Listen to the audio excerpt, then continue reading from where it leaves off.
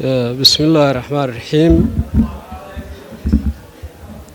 وبه نستعين أمور الدنيا والدين إلهي ما محله اسكو كانay madashan quruxda badan leh qof walba waxaan ku salaamayaa mansabkiisa ugu horeyn waxaan salaamayaa maamulaha maktabadda qaranka Gabley Mustafa Maxamed Xasan waxaan salaamayaa hablaha caawa aynu barnaamijka ugu martida nahay caawa iyo sukhra oo runtii muujiyay dadaal fara badan waxa kaloon salaamayaa dhammaan dhalinyarta ka soo qayb gashay si ay u dhiirigeliyaan hablahaasi ka maktabad ahaan aad baan ugu faraxsanahay in madal noocan u qurux badan ay ka qabsoonto halkan waxii loo aasaasay maktabadda qaranka in dhalinyarta hal curinta lihi ay ku soo bandhigaan markaasi awoodahooga hibood hablahaasina buuq aad u qiimo badan bay runtii inoo wadaan caawa inay falanqeeyaan buuggaanu waxbaan ka akhriyey waa buug ka sheekeynaya laba oday oo caruurta saa loo barbaariyo mentalitiga qofka marka la barbaarinayo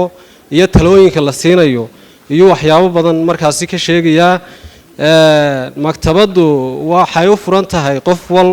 oo han ama hal curin leh inay dhiiri geliso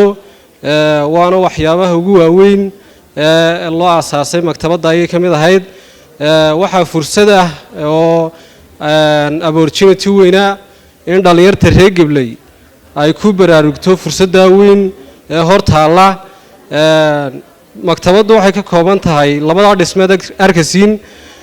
building ka koobaad waa mid ku saamaxayo inaad ka hesho resource wax wal oo ku fududeynaya inaad wax akhrido ama garaadkaaga kobciso buildingkana waa midkii aad ku soo bandhigi lahayd wixii aad akhriday hablahaasi kullay dadaal badan bay muujiyeen waananu dhiirigelinaynaa dhalinyarta kalena waxaan leenahay ku dayda hablahaasi way kala duwan tahay marka aad buug akhrido eed naftaada u akhriyayso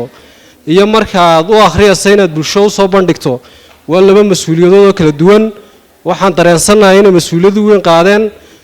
buug aad u qiimo badanna ay markaasi noo gorfayn doonaan caawa mar labaad iyo mar saddexaadba waxaan leeyahay hawl weyn baad qabateen waananu idin dhiirigelinaynaa inaad halkaa iyo hore uga